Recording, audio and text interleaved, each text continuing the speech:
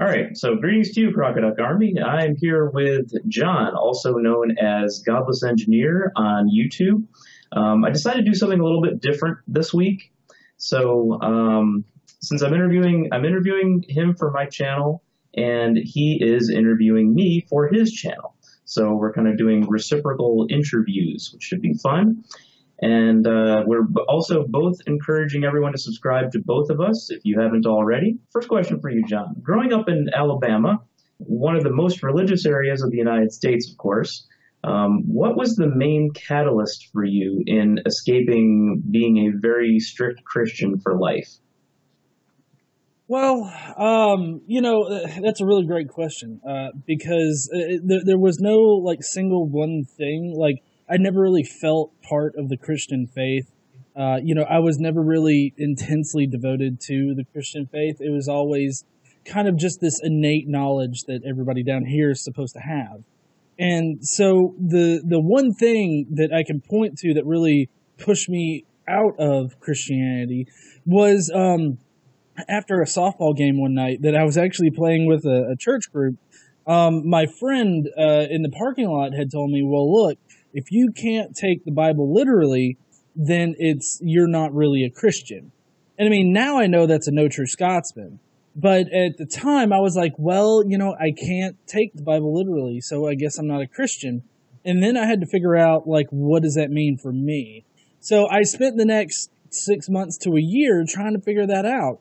And it eventually brought me to the conclusion that I was an atheist now, that I didn't believe in God, because I tried to find some semblance of truth in the Bible, in Christianity, and it just couldn't. Once I started questioning what I had always been taught, it led me to the conclusion that there was no evidence for God. There's no rational or reasonable reason to believe in this deity. So what were the negative effects on your personal relationships with friends or family when you left religion or became openly atheist?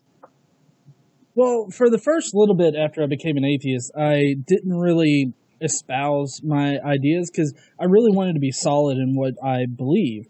And so I spent a lot of time really researching and, figuring out what the arguments were for and against God. And so when I actually started, it was actually starting to post on Facebook that I didn't believe in a God. I remember one post in particular where it was an online church was saying God is this for me or something like that. And I said, God is a crutch for the weak-minded. And two of my family members immediately defriended me on Facebook or unfriended me. And I had people telling me, well, with saying stuff like that, it's really offending most of the family. So, a lot of my family members didn't like that I was an atheist and didn't like what I was saying about God and I guess religious people in general. And so, after all of that, that's actually how I created my Facebook page, which is where I really kind of got popular first. I created that because I needed an outlet to talk and discuss and share my ideas. But that doesn't mean that I, shied away from it in my personal life. I was very much, anti-religious, I would say. Not anti, people in religion, but anti-religious ideas. And so, I would talk about that. I would say that. And I've had, my dad call me on multiple occasions telling me about how, both of us, me and my dad, have diabetes. And one night on the way home from work or something, he had really low blood sugar. And he says that, I don't remember how I got home, but apparently, I got home safely. And that's all because of God. And I'm sitting there okay, Dad, I'm fine if you want to think that, but, I think that the human body, can do some remarkable things at times, and just because you don't remember it doesn't mean that, you yourself didn't get home. And, I tried to rationalize it with him, but he still holds fast to the whole idea of God. And so, I get encountered with that on occasion, just family members wanting to show me proof of God, as in, that would change my mind on whether or not God exists. But it all comes down to the whole idea that well, he must not really know like the evidence for God, or he must not actually be able to see the evidence. So let me give him this anecdotal evidence that proves to me that God exists, and he'll believe. And that's kind of what it boils down to, and that's kind of what it's been like in my family for a while. Have you ever had anyone either through Facebook or through YouTube or whatever? Has anyone ever come to you and said that you personally were one of the driving forces or one of the catalysts in questioning religion and breaking that cycle? Oh, definitely. I've got a Facebook page of 132,000 page followers right now. Yeah, And sure. I get messages all the time about how I was a driving force in either helping them leave religion or helping them feel better about not believing in God. Mhm. And a prime example of that is my current girlfriend, KC. Mhm. I helped her out a good deal when she, was first coming into her atheism and really wanting to feel, not so out of place or not so wrong, I guess. Like and correct me if I'm wrong, Casey. I made her feel like it was okay to be an atheist, and that's what I really focus on both my channel and on my page. Is my channel and my page really, they really aren't for like religious people that are entrenched in their religious ideas. Mine, I try to gear mine towards fellow atheists that feel out of place and want to come somewhere to laugh at religious idiocy. And So that's more what I try to advocacy and support. Right, exactly. After you left religion, which of your views on other topics did you have that you found that you had to reevaluate after you left religion? If religion was perhaps the underpinning of it, was there anything that you had to then rethink later on? I can't really think of anything right off the top of my head. Because I always kind of followed in the way of my dad in being a very, I guess, liberal, democratic kind of person. Mhm. So it never bothered me like any of the general stereotypes of Southerners, like we hate interracial couples and we hate the gays and all that kind of stuff. Like I was never part of that crowd. Mhm. I one of the things I do regret is people like taking people's perceptions into such high regard that I would either do something or not do something, for just because other people would look unfavorably upon it. So like, for instance, like I had one girlfriend in high school that I actually stopped dating because she was Wicca or whatnot. And it's not because of how, like, her actual beliefs or anything like that. It was mainly just because of the perception of it. Like, people, were like, oh, I don't like her. So I'm, I was worried about what people would think of me. And I guess that would be a major thing that's really changed about me now is that, while I do hold other people's opinions of me in high regard at times, it's very specific people that I care about with that. But I also don't try to actually not do something that I want to do because of it, if that makes sense. I try to, constantly reevaluate what I'm doing in order to really become the best me that I can be. But I would say that that's probably the biggest thing that's changed is just, not holding other people's opinions in such high regard, or at least people that, don't really matter to, I guess, me and my own personal development. Are there any politicians, whether from the past or the present politicians that you think that will make an impact in the future, politicians that you think are on the right track when it comes to their views politically? It can, as I said, could be historic or present. Right. I thought that Bernie Sanders had a pretty good platform, and I think that if it hadn't been for certain things that happened in the Democratic election, I think that he possibly would have gotten that, and I would have supported Bernie. I like a lot of Bernie's ideas. I'm not so much as a person that really identifies with a single person. I more or less I try to evaluate how I feel about certain topics, and then I support politicians that are on those kind of tracks. Like, for instance, I think it was like a Colorado, maybe it was a conservative in Colorado. I can't remember exactly who it was, but he was very much in favor of, separation of church and state. And he didn't feel like, we should have any kind of religious, topics or not, maybe not topics, but like dogma or religious consideration other than what's already outlined in the Constitution. So, like, I fully commend conservatives that are in that particular thing, but I would say that my civil-mindedness, like instead of like an economic kind of centered mind, I think the civil liberties kind of takes over. So I pretty much support those that take civil liberties into account. And generally, I agree with their economic plans as well. But I would say that civil liberties trump like economics, for me at least. And whether or not people want to think that that's right or wrong or whatnot, it's up to them, because politics are very personal. And so I wouldn't say that it's any certain like politician or whatnot that could change the future, but I think it's the emphasis on civil liberties as we go forward that will change like things for the better. YouTube atheism in general has seen a big change in its direction in the last several years over time.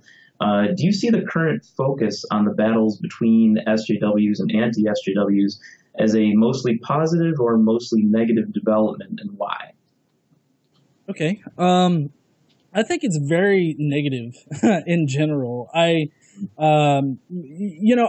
I see is the social justice side of it, like the radical social justice side of it, really wanting to enforce what I've been calling purity tests on the atheist community.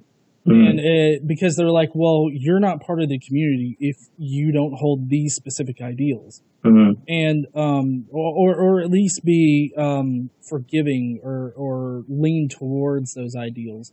And so and then I see the other side that's pushing back against them because they heavily disagree with that whole concept. But I think that it in general is a very negative thing that only separates us. And, I recently, experienced this with the MythCon thing. And I actually tried to call out Aaron Ra, which I know a lot of people respect, and even I respect. But when he says things that are very reactionary and hyperbolic, coming from a person that normally goes with, facts as a basis for his knowledge, I feel like it's very disheartening to see in the community. And, I'm not trying to drive a wedge even deeper into that, but at the same time, I don't want to give a pass to those that are trying to, isolate people that are in the community. And so I don't know if I answered your question. No, I think you more or less did. I was curious, though, as a follow-up to that, you said that SJWs, that some SJWs, some radical SJWs, as you put it, have a purity test. Do you think that's not something that anti-SJWs also have? Well, no, I didn't mean to separate it like that, like as in they have this purity test and there are no radicals on the other side. I know how it kind of seemed like that, but I didn't mean to paint it that way. I think that the radical SJWs are just the same as the radical antis. I think that they are just different sides of the same coin, if you will. And so, I'm not on the radical end. I'm more in the center. Sometimes I lean more to the SJW side. Sometimes I lean more to the anti side. So, I mean, it's just with certain issues, that I switch on, I guess. And I'm just not so much on the radical side. And I'm also not on the radical anti side either. Understood. On a lighter topic, I know we both love video games in looking at your posts and everything. So what video games were the biggest influences on your tastes in gaming in general? And what are you playing these days? Okay. let's see. What I'm playing these days, we'll go with that first. Right now, I just now started Cuphead. I've heard a lot about that. I'm puzzled about what it is, but I'll, I'll let you explain it. Okay, well, Cuphead is basically it's got a really 1930s kind of artistic style to it. Mm-hmm. And it's a run and gun, basically. It's a lot like Contra or other video games, kind of like that, where you're running in kind of a 2D kind of format, and you just firing, consistently, and you can get different kinds of weapons through upgrades and whatnot, and you have to fire and you have to fight all of these like basically 1930s stereotypes, and you're just going through like that. Now, the actual storyline is that your Cuphead and Mugman, you go to a casino and you gamble away your soul to the devil, and then you got to go and collect contracts, or you lose your soul, basically. And so that's basically the storyline of it. And it's kind of set in kind of an open world, like you know how like in the Super Mario World. You kind of had a map that you followed a specific like paths to get to different worlds. That's what it's like. Okay, gotcha. So it's a game with 30s artistry, with 80s gameplay, but a modern storyline. Right. Right. Makes complete sense. Okay, so what have been your biggest influences in terms of games then? What were the games that are like, oh, I remember loving that game so much when I was a kid, that kind of thing? Well, obviously Mario. I mean, I don't know if oh, look at that. There's Mario. Yep. Wow. I would definitely say that it would be Mario, Super Mario Brothers 3, I guess specifically. That was the one that I kind of grew up on. Not that I didn't play the other two, but that was my favorite one. Okay. But yeah, I would say that it would be the Super Mario franchise was the biggest one. For the longest time, I actually had a Super Mario outro song that I used, and everybody seemed to like that. And then I tried a Lost Woods, which is a Zelda song. I tried that a little bit. Right now, I think I've been putting in a Star Wars sort of dubstep kind of thing at the very end, because I like the beat of it. But I would definitely say that Super Mario Brothers was the biggest influence. Okay, cool. What makes you, John, and your content worth supporting through subscribing and/or through Patreon?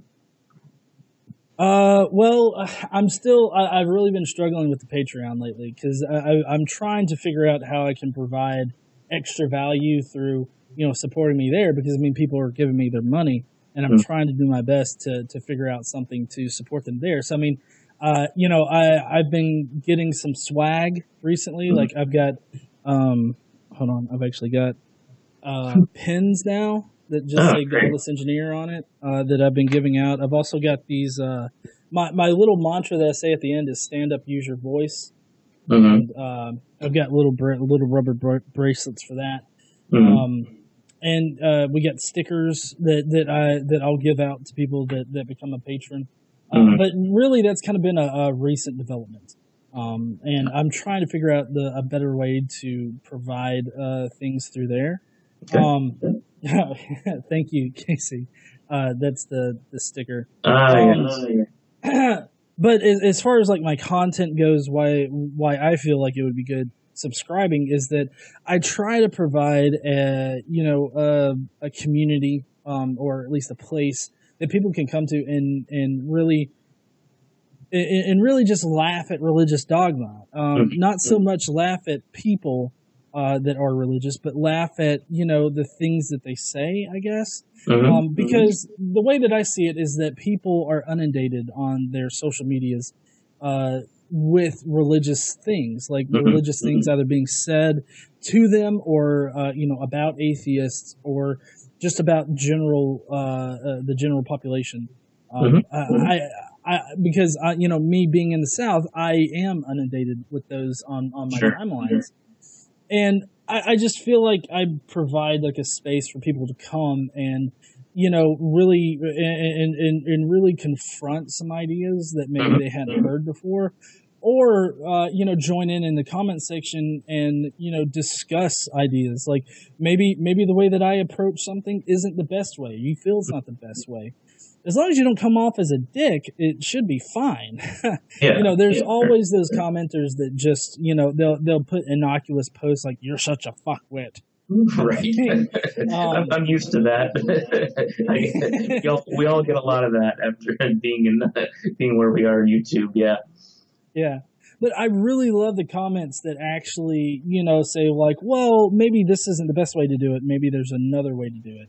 Mm-hmm. And so, you know, I try to provide that space, and I try to interact with people on the comments as much as I can. Okay, great. Well, there we have it, Godless Engineer. So don't forget to check out the flip side of this, where John interviews me on his channel, and we're going to release it, probably we'll schedule it to be released at the exact same time. We'll see how that goes, right? And there may also be some Patreon-only extras, given that this interview is probably longer than we're going to put all in one chunk, so we'll probably put most of it in one chunk and then do some Patreon-only stuff. So thank you, John, for your time, and we'll be talking again in about 30 seconds for the other interview. Talk to you soon. Well, yeah, thanks, Zon, and I appreciate everybody that does come to my channel and subscribe.